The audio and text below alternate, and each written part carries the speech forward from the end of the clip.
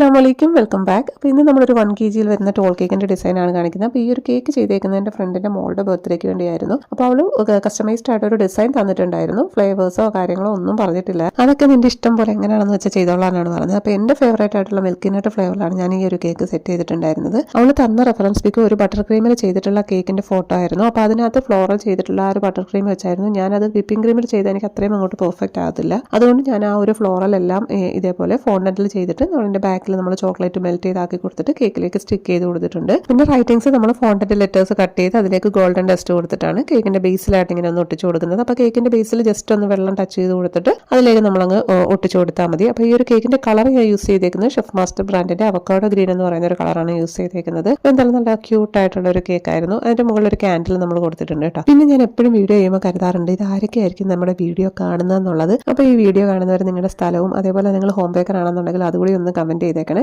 നമ്മുടെ ബർത്ത്ഡേ കേക്കിൽ എന്തായാലും കേക്കും കേക്ക് ഡിസൈനും ഒക്കെ നന്നായിട്ട് ഇഷ്ടപ്പെട്ടിട്ടുണ്ടായിരുന്നു. അപ്പോൾ ഇൻഷാ അല്ലാഹ് നല്ലൊരു വീഡിയോ ആയിട്ട് വീണ്ടും കാണാം. Thank you for watching.